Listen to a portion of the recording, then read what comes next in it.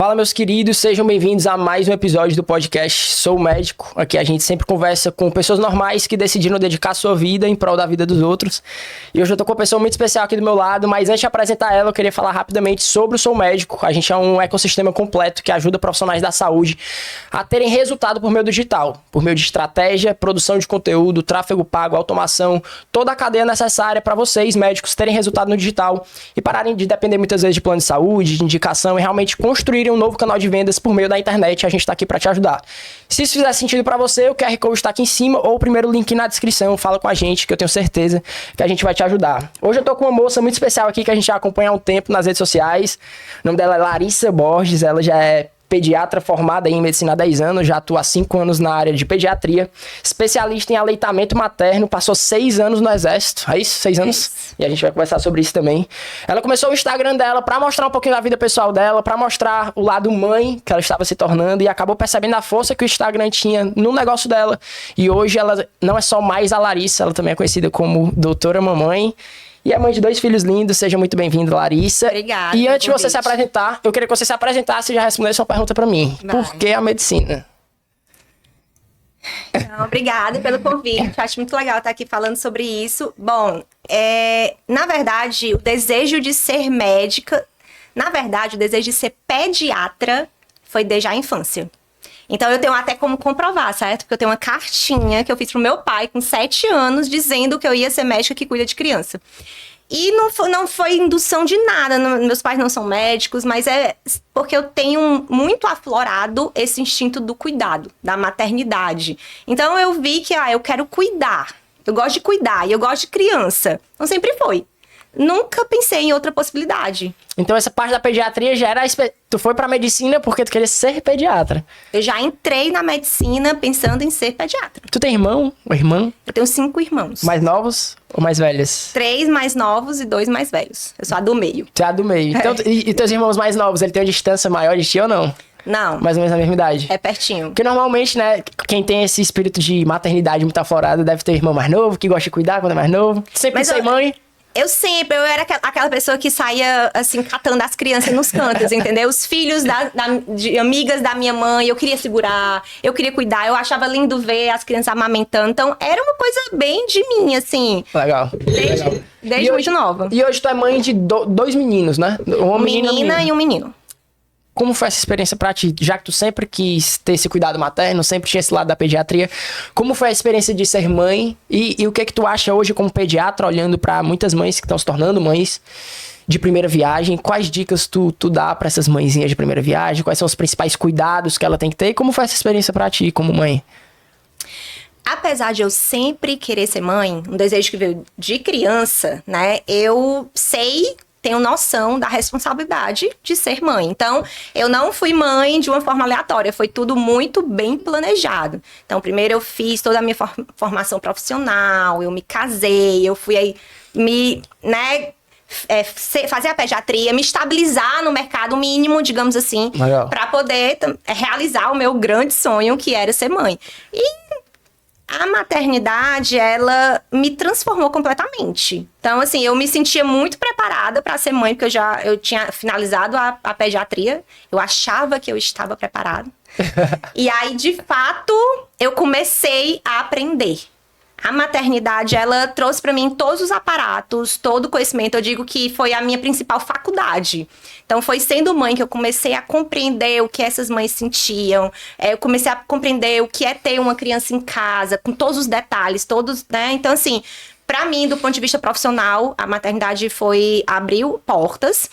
E eu me realizei, né? E o que eu posso dizer para as mães é que, eu sempre falo, é meio clichê, mas pra mim não tem outra forma de dizer que a maternidade é padecer no paraíso. Então, assim, as mães se juntam pra ficar, ai meu Deus, eu tô cansada e tudo. É só pra falar mal, mas ninguém quer voltar pra vida anterior. Porque é uma experiência que transcende tudo, é sobrenatural você ser mãe. Então, assim, agora a gente pode ter uma maternidade mais leve. Eu coloco até isso nas minhas redes sociais, porque é muito do que eu prego, do que eu sou, do que eu prego nas redes sociais, do que eu tento passar para meus pacientes. Ser mãe é maravilhoso, na minha opinião, é a principal função de todo mundo, porque a gente está ali gerando e formando a população do futuro, né? Mas é também muito trabalhoso. E desafiador, né? Demais. Então você ter leveza faz diferença. Principalmente nessa geração que eu acho que a gente tá vivendo hoje, que tem muito acesso à tecnologia, que tem muito acesso à informação. E as crianças hoje em dia têm cada vez mais cedo acesso a esses estímulos.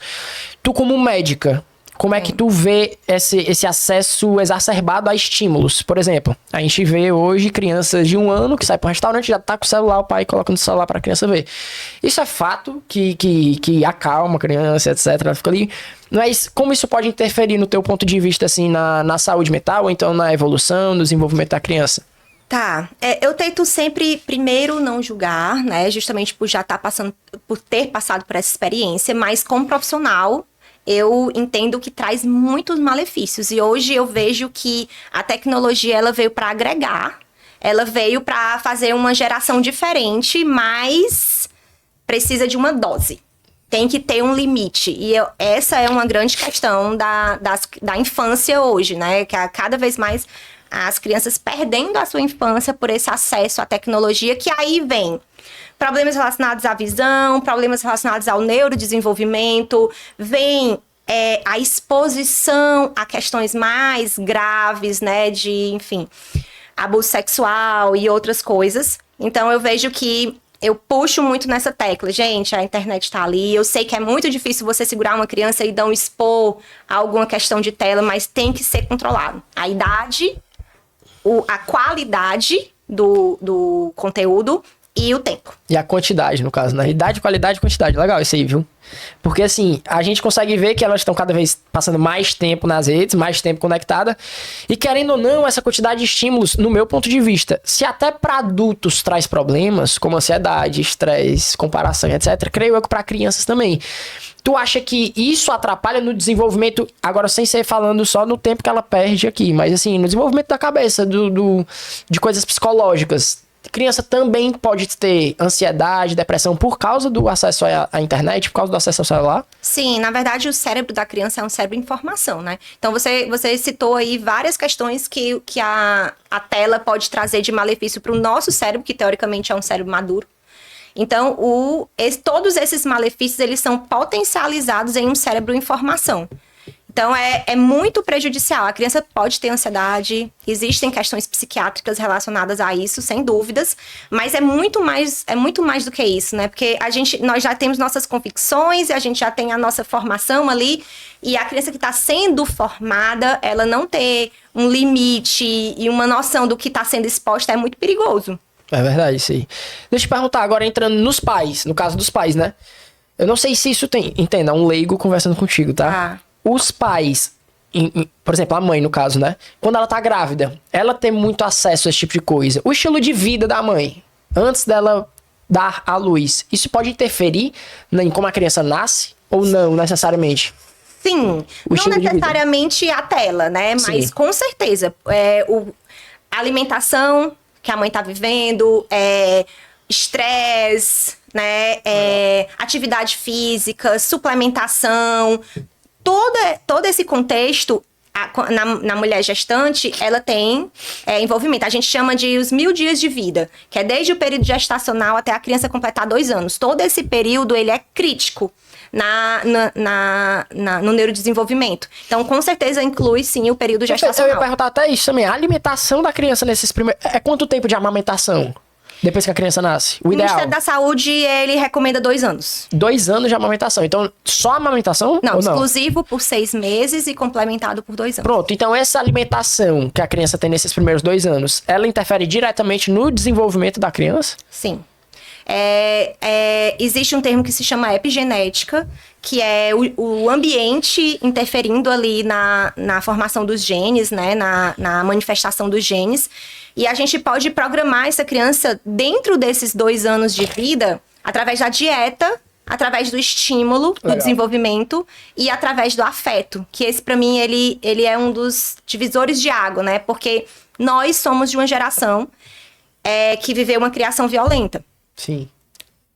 ou física, ou através de palavras, psicológica, enfim.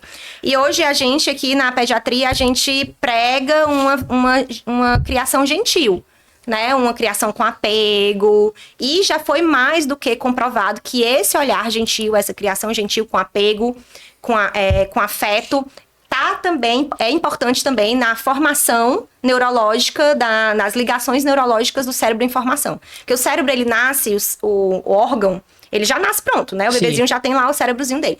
Mas a gente diz que é como se fosse uma casa que tem arquitetura e não tem mais nada dentro. Então, as conexões neurológicas, elas vão sendo formadas a partir das experiências. Legal. E tem prazo pra isso? Tem tipo tempo? Sei lá, nos 2 primeiros anos, ou 10, 20 anos? Ou não?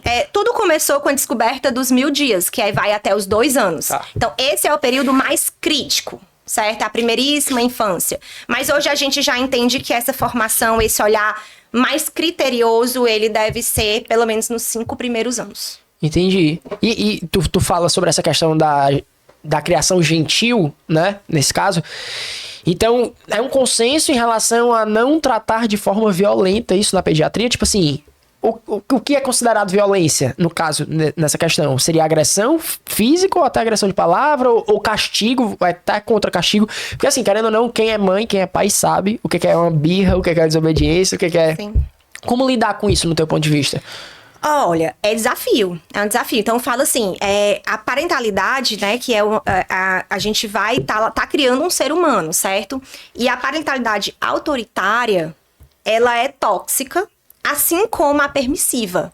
Então, aí é que tá a questão, né, das pessoas. A gente vai ali, eu falo que é um rio em que as bordas são essas parentalidades tóxicas e no meio a gente tá ali na criação participativa dos pais. A gente fica ali flutuando, mas buscando um equilíbrio. A ideia é a gente criar, né, educar de uma forma gentil, porém firme. Uhum. Né? Que é difícil, é uma linha tênue, né? No caso, então assim, a gente conseguir ser autoridade, porque a gente precisa ser autoridade no nosso lar, óbvio, mas sem ser agressivo, né? E a gente conseguir. E sem ser autoritário, legal. Porque é diferente, né? Uma coisa é eu sou o cérebro formado, eu que tenho ali, eu vou criar aquela criança que é um cérebro em formação, ele não tem ainda discernimento para decidir o que é melhor para ele, então eu vou guiar. Só que eu preciso guiar de uma forma firme para que ele entenda que eu tenho esse discernimento, que eu tô levando ele para o caminho certo, sem ser agressivo. Sim, legal. Ser agressivo, a violência, ela não é apenas física. Ela tem a violência física, mas tem a violência psicológica, através de palavras grosseiras, através de minimizar aquela criança, de xingamentos. Tudo isso a gente entende que é maléfico para o cérebro, não traz nenhum tipo de benefício. Entendi.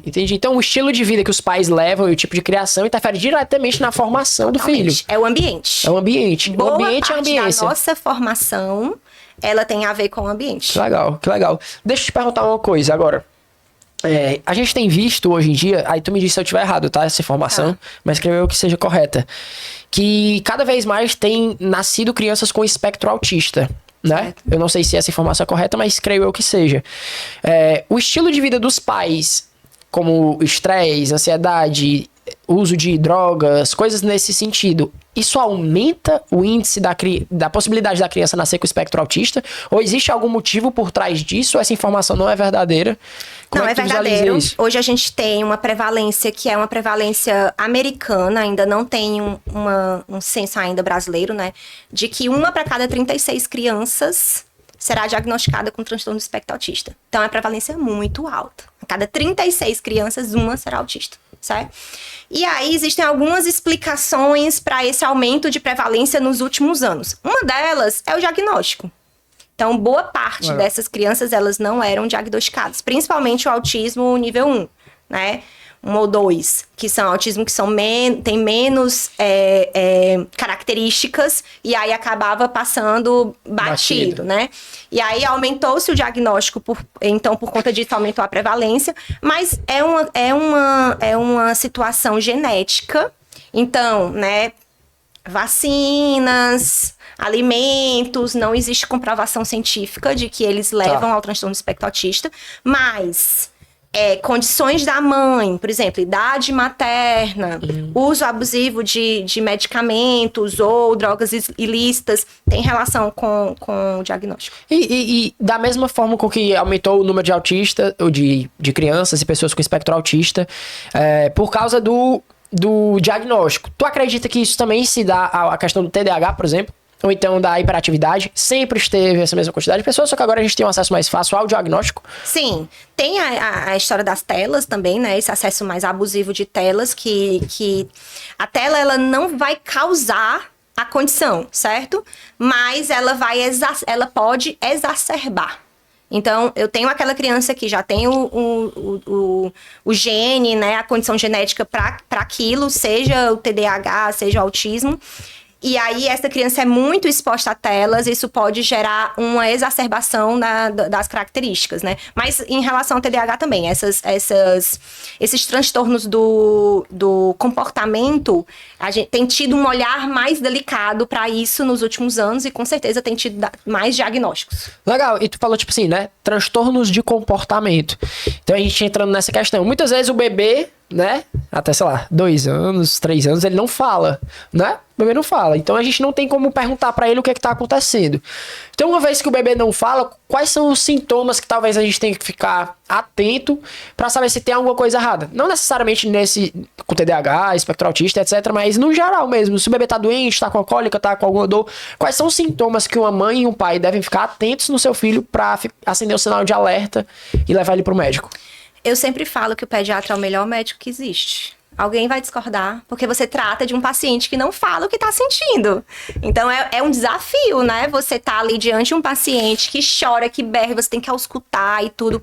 Mas, assim, respondendo a tua pergunta, de uma forma genérica, mas que de fato funciona, eu acho que não cabe à família dar diagnósticos, né? Sim. As pessoas... Eu percebo que até uma sede pelas redes sociais atrás de informação tá correta, a gente precisa ir atrás de informação, mas às vezes é difícil pro leigo ter o discernimento do que é normal, do que é anormal, especialmente em relação ao comportamento.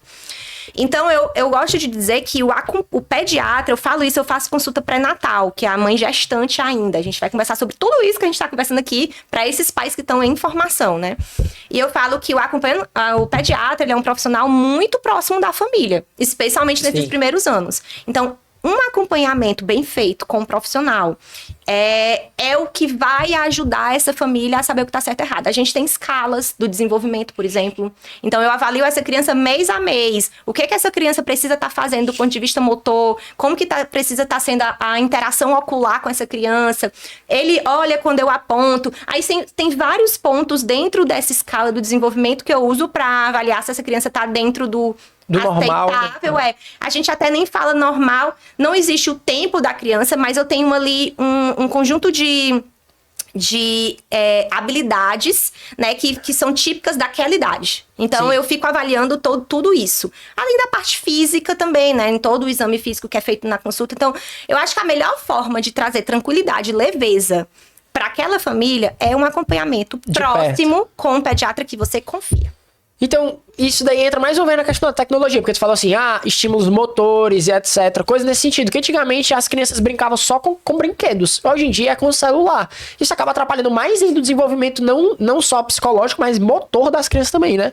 Exato, pode trazer todo tipo de malefício. A tela, ela pode não causar uma doença em si, mas ela pode trazer a um atraso do desenvolvimento por essa criança ser muito exposta, por não estar lá brincando onde deveria estar brincando, fazendo as atividades que deveria estar fazendo, sendo criança, né? Isso é legal, porque a gente aí fala de motor, que é uma coisa física, e quando a gente vem pro psicológico e pro emocional também, a gente entra no papel dos pais, né? Hoje em dia, cada vez mais, existem mais mães solteiras, menos pais assumindo, e vice-versa também, a gente também tem esse caso. Como é que tu visualiza o papel dos pais na criação? Qual a importância do papel dos pais na criação de um filho, no teu ponto de vista?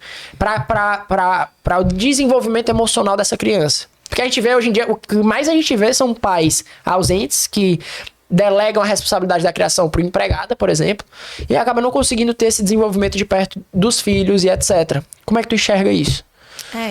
Eu tenho visto até um movimento mais contrário pelo menos assim, na minha população, né, as pessoas que eu tenho acesso, eu vejo cada vez mais pais adeptos, legal, participando, querendo entender e tudo. Eu acho que se a gente olhar para trás, né, na época dos nossos pais, avós, os pais, os homens, eles eram bem mais omissos em relação à criação das crianças, né? Era trabalho da mulher.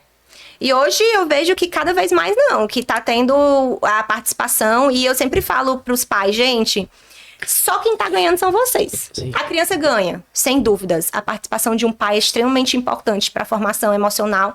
Então, lembra daqueles pilares, é alimentação, é afeto e é estímulo do desenvolvimento. E aí, sem dúvidas, vai ser importante para essa criança, mas os pais são quem mais ganha. Porque a experiência de ser pai é única. Uhum. É única. Uhum. Então, eu vejo que tá tendo uma movimentação legal do contrário, sabe? Que legal. De pais participando. E até pra gente conseguir construir um movimento contrário ao que estava sendo feito, é importante a gente falar isso, colocar isso pra fora, a gente comunicar aos pais da importância, que vai ser bom pra eles, que vai ser bom pro filho, pro crescimento. E eu não sei qual foi o motivo inicial da tua produção de conteúdo, e é isso que eu queria saber. O que te fez, como médico e profissional, porque querendo ou não, quem é médico, quem é profissional da saúde, muitas vezes acaba como é que eu posso dizer? Se acomodando pelo fato de poder fazer plantão qualquer hora e conseguir dinheiro com isso, pelo fato de ter um plano de saúde por trás que vai colocar infinitos pacientes na frente dele, e acaba deixando de lado essa parte tão importante que é a parte de conscientização por meio da produção de conteúdo. Por que tu entrou nisso e qual a importância que tu acha que tem na produção de conteúdo para os médicos e para os pais ou pacientes desse profissional? Assim, eu sempre gostei um pouco, assim, de redes sociais, né? A gente é da geração da transição, né? De quando tudo começou, eu era uma pessoa que gostava disso. E aí, até então, na minha formação médica, eu não tive essa iniciativa de já ter, que hoje eu vejo cada vez mais pessoal estudante já tá lá na rede social mostrando sua vida e tudo. Eu não tive, mas eu trabalhava muito. Eu sou uma pessoa muito esforçada e eu sempre tive um objetivo. Eu acho que isso é importante, sabe? Pra tudo. Eu tinha um foco, desde criança. Eu vou ser pediatra. Claro que depois que a gente alcança, a gente vai trazendo, né, mais complexidade pra essas decisões, mas eu sempre tive. E aí, quando eu trabalhava muito e tal, militar, quando eu terminei a pediatria, que eu engravidei da Maia, eu me vi numa situação em que eu ia tirar 6 meses de licença maternidade. E eu fiquei, meu Deus, eu vou passar 6 meses fazendo nada. Eu tinha zero noção do que era ser mãe, né? Eu já ia parar os plantões por conta da barriga e tinha a minha licença maternidade lá do Hospital do Exército. Aí eu disse, vou fazer um Instagram só pra falar um pouquinho sobre essa experiência que é ser mãe e pediatra. É uma coisa interessante, né? Eu tinha acabado de terminar a pediatria, então ainda tava bem... E a maternidade era novidade. E aí foi que eu criei o Doutora Mamãe, né?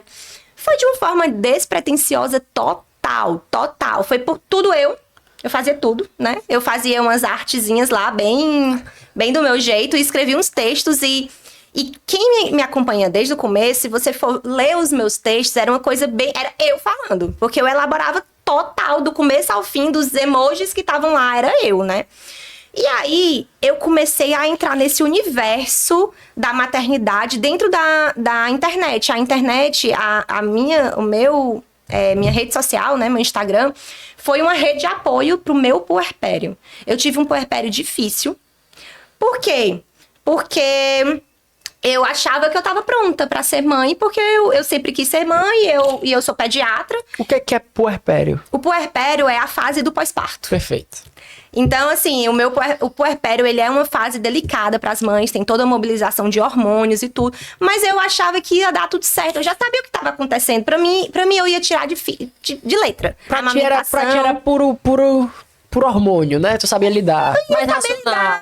Assim, não, eu vou porque eu sei. E aí eu levei uma queda gigantesca em relação a isso, porque eu me vi com a bebê do lado, sem conseguir amamentar. Foi a minha maior frustração. E eu desabafava aquilo nas minhas redes sociais, com assuntos, criando assuntos nesse sentido. Eu pesquisava, eu vivia e eu trazia. O que eu tava vivendo, eu trazia. E começou a ter as pessoas se identificarem, olha, eu tô vivendo isso também, tá sendo tão importante ver você falar sobre isso. E eu comecei a ver um movimento que eu não conhecia. né? Que eu, meu Deus, que coisa interessante e tal. E foi dentro desse puerpério, dentro dessa licença maternidade, que me gerou o desejo de ser pediatra de consultório. Pediatra geral, de cuidar de famílias. Foi quando eu fiz minha pós-graduação em amamentação. Eu tive a frustração de não conseguir amamentar da forma como eu gostaria, então eu vou estudar sobre isso. Eu quero fazer diferença em relação a isso para as mães que passarem no meu consultório. Aí foi. Pegando esse embalo, só pra gente não perder o fio da meada. Qual a dificuldade de algumas mães de amamentar? O que é? É físico? É mental? O que é? Que existe? O que acontece? Quais são os principais motivos de uma mãe não conseguir passar por uma amamentação?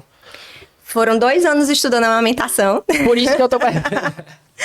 E a amamentação é um processo extremamente complexo. É instintivo, né? Assim, é natural, na verdade, mas é complexo.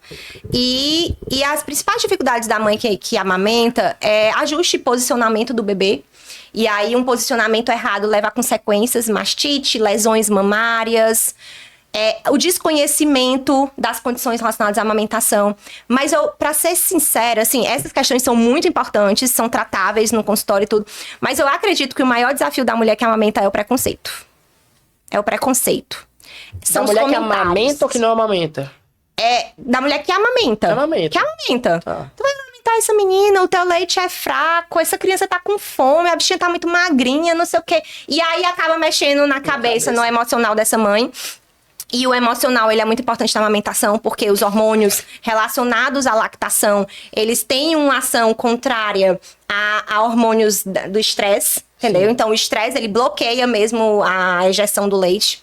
Então, eu acho que o maior desafio é esse. E aí, eu comecei a falar através do conhecimento da amamentação, né? Saber tratar ali uma lesão e tudo, beleza, mas principalmente de empoderar essas mães que elas são capazes de amamentar. Que a maior dificuldade, pelo que tu tá me falando, obviamente tem físicas, né? Tem. Problemas físicos e tal, mas muito da cabeça. Muitas porque, inclusive, eu já vi, me diga se eu estiver errado, casos de mulheres que elas ficam lactantes sem estar grávidas. É verídico isso? Tipo assim, mulheres que fazem até doação de leite sem ter passado pela gravidez, ou não?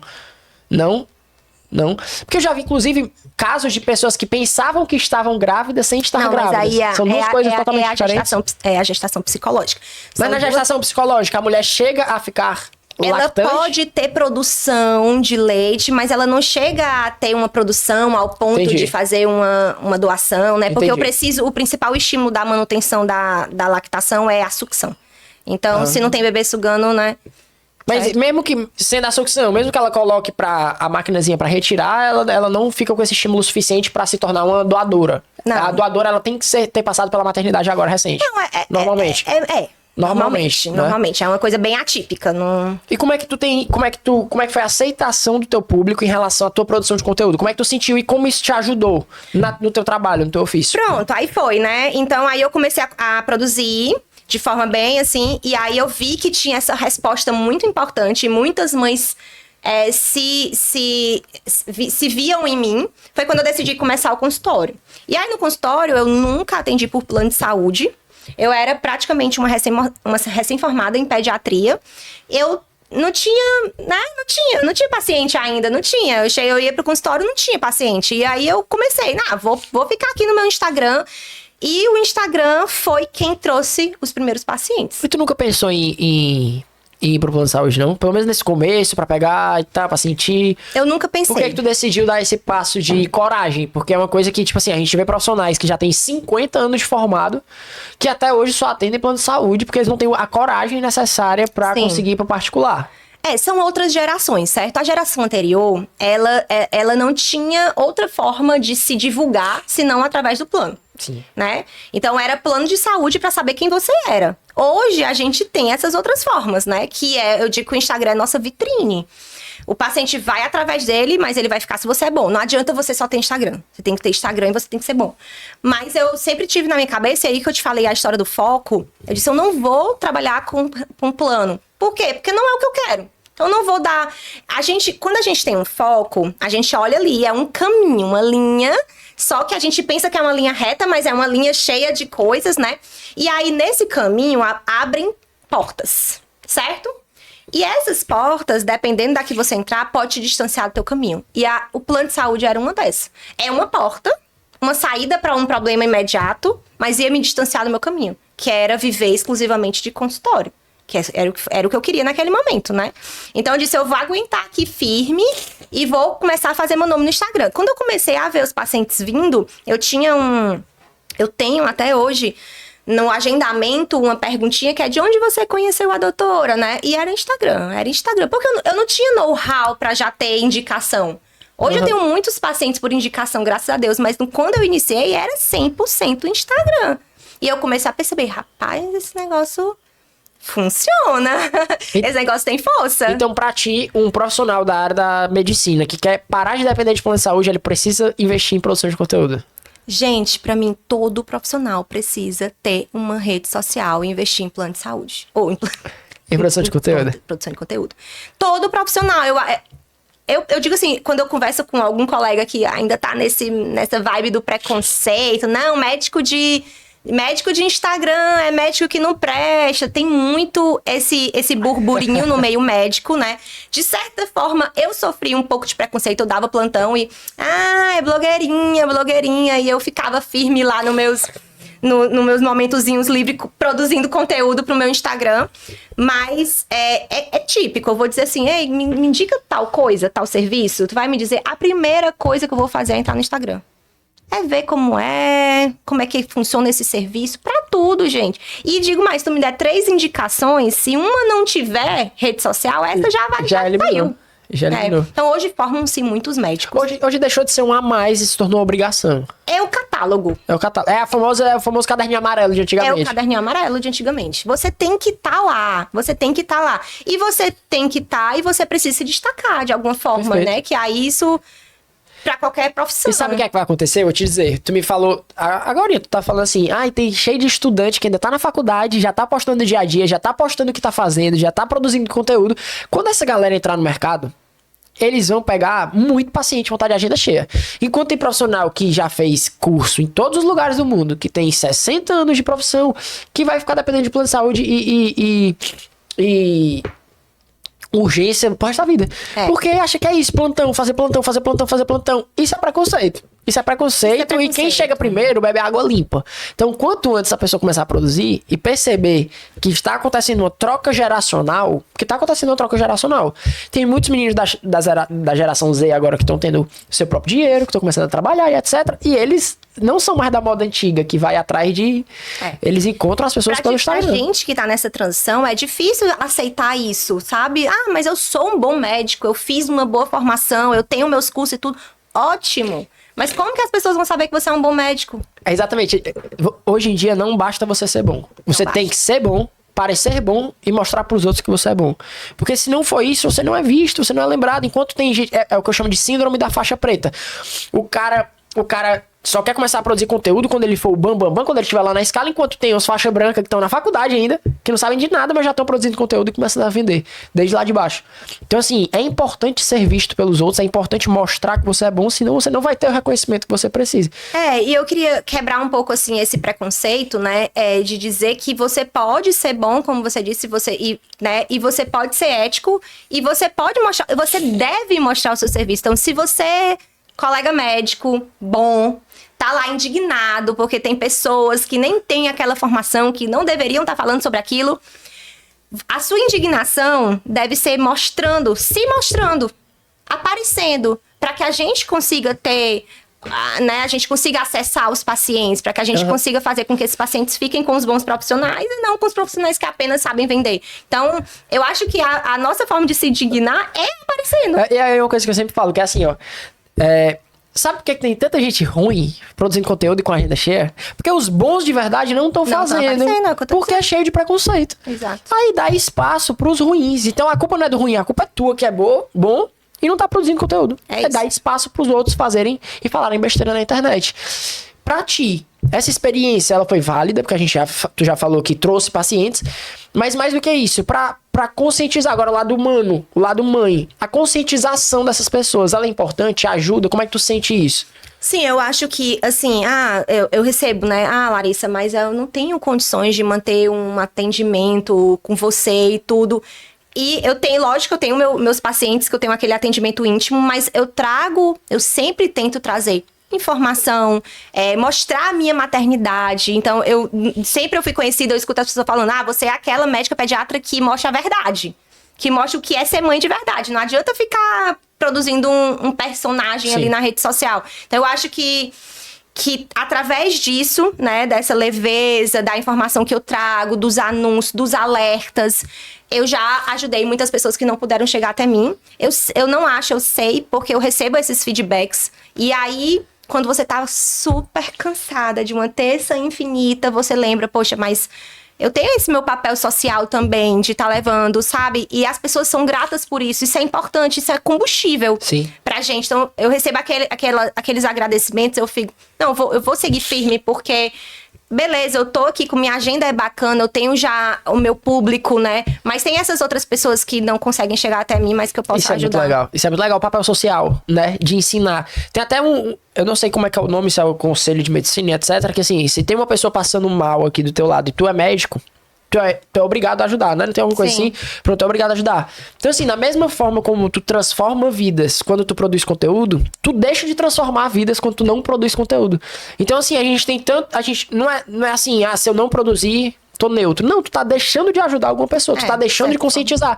E nada mais do que as redes sociais, elas servem, no meu ponto de vista, né? As redes sociais, elas servem basicamente pra quebrar objeções, né? A gente não é só vender, a gente ajuda outras pessoas, tem um papel social, que nem tu falou. Mas quando a gente consegue usar as redes sociais pra quebrar as objeções, pro cara chegar pra mim só pra fechar a consulta, por quê? Porque eu já quebrei as objeções, já mostrei que eu sou bom, já mostrei, depoimento e etc. Isso é muito importante pra gente conseguir realmente usar as redes sociais como um canal de vendas, né? Sim. E pra ti, que é mãe, teus filhos estão quantos anos hoje? Uma de 5 e um de 4. Uma de 5 e uma de 4. Agora entrando mais um pouquinho ali no recém-nascido, pras mães de primeira viagem, etc. Existe algum cuidado específico que as mães têm que se atentar nessas primeiras semanas de vida? Alguma coisa específica que elas não podem fazer ou que elas não podem deixar de fazer? Que tu tem em mente ou não? Assim, é uma pergunta bem ampla, né? Ampla. Porque o recém-nascido, ele é uma caixinha de surpresas. Mas eu diria, mais uma vez, do acompanhamento mesmo, assim. O recém-nascido não pode ter febre, né? Se for pra falar de alguma coisa assim, é um alerta. As preocupações maiores em relação ao recém-nascido, né? É a alimentação, ele precisa estar bem alimentado, amamentado, em tudo. Então, a gente tem aí... os suportes à amamentação nos consultórios e tudo, mas também nos bancos de leite, que são pelo governo, né? A gente tem... Aí essa criança, ela não pode ter febre. Tem a icterícia, que é a pelezinha amarelada, que é um... Deixa eu aproveitar o embalo. É uma questão do recém-nascido. Para crianças, quando nascem, os recém-nascidos, é aconselhável eles tomarem banho de sol ou não? Isso é um mito? Tá, né? Entrando nas polêmicas. Mas, assim, eu até falo no consultório que eu já nem considero mais isso uma polêmica, porque eu já me sinto extremamente embasada pela Sociedade Brasileira de Pediatria. É a recomendação oficial. Então, hoje a gente desaconselha o banho de sol. Desaconselha, não deve dar.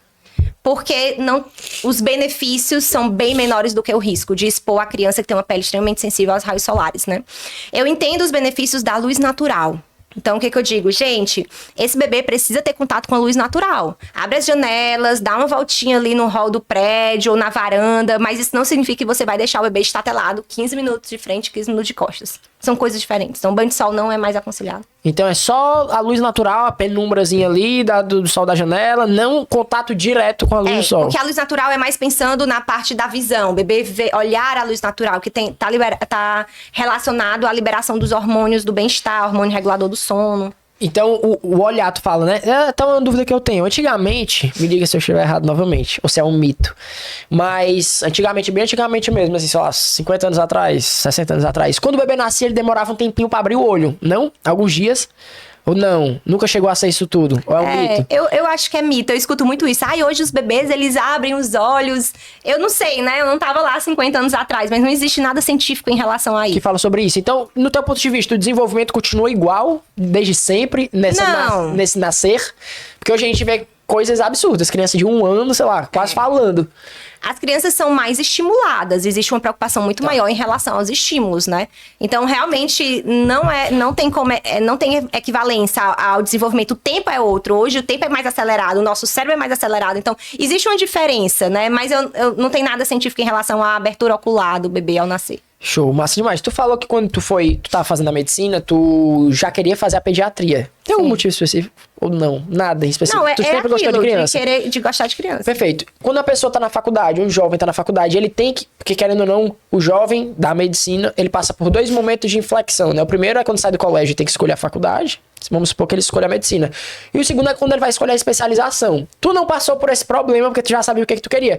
Mas o que tu acha que é importante um jovem profissional que tá se formando em medicina levar em consideração na hora de escolher a especialidade? Olha, é importante falar sobre isso, porque eu fui totalmente na paixão, né? Escolhi a profissão na paixão. Isso é importante. Hoje a gente precisa olhar por todos os lados. A gente tem que ter a paixão, a gente tem que gostar do que tá fazendo, mas a gente também tem que ver logística, o que a gente quer pra nossa vida, quais são nossos objetivos. Eu gosto de trabalhar em consultório, eu gosto de ficar em hospital. Primeiro, para ter essa decisão, eu acredito que as vivências da faculdade, então são 6 anos de faculdade, é muita vivência, né? A gente vive mesmo, passa por... A gente chama de rodízio, a gente rodizia em todas as especialidades. É importante viver isso para depois tomar essa decisão. Minha preocupação é as pessoas quererem o caminho mais fácil. Minha preocupação é essa, entendeu? Puramente por dinheiro. Então, a gente tem que ganhar dinheiro, certo, gente? Eu não acho que a medicina tem que ser... A gente tem que ganhar dinheiro porque a gente paga conta igual todo mundo. Sim. Mas a gente tem que gostar do que a gente faz. A gente tem que sentir prazer, senão você não aguenta passar ali sua vida produtiva trabalhando com coisa que não te traga prazer. Senão se torna um profissional vazio, né? Um profissional vazio que faz o que não gosta, que atende mal as pessoas. E quando é por vocação, principalmente na área da saúde que a gente lida, o que o profissional da saúde vende? É simples, ele vende confiança. Então, assim, pra ele fazer e construir uma confiança com o paciente, ele realmente tem que fazer o que ele gosta, ou pelo menos parte. Tem que acreditar no que ele faz e no que ele fala também. Então, partindo pra reta final, o Luiz já me avisou 3 vezes ali do horário. Tem uma pergunta final pra te fazer, mas antes de fazer, que eu queria finalizar com ela, eu vou falar só mais uma vez sobre o Sou Médico. A gente é um ecossistema completo para ajudar profissionais da saúde e da medicina a conseguirem ter resultado por meio do digital. Seja por meio de estratégias já validadas, seja por meio da produção de conteúdo, gravação, edição de todo o material, seja por meio de performance, tráfego pago, automações, criação de sites, tudo o que você precisa para ter resultado e que você consiga se focar no mais importante, que é fazer o seu trabalho bem feito enquanto a gente cuida de todo o resto. Se isso faz sentido para ti, o QR Code tá aqui mais uma vez, link na descrição. E Lari, se tu pudesse dar um único conselho para ti com 18 anos, o que tu falaria?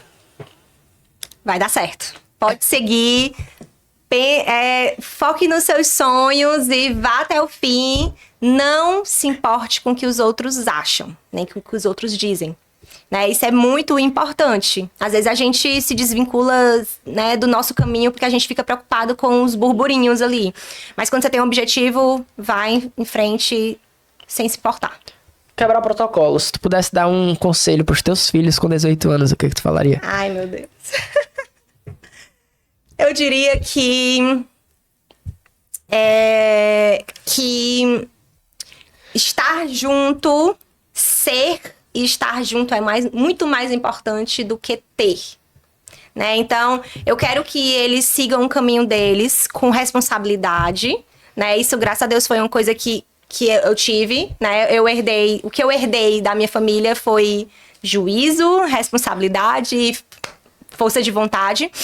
Mas que eles sejam livres, que eles sejam felizes, que eles façam o que traz carinho. Eu acho que isso aí é uma coisa importante a ser comentado nesse contexto que a gente está conversando.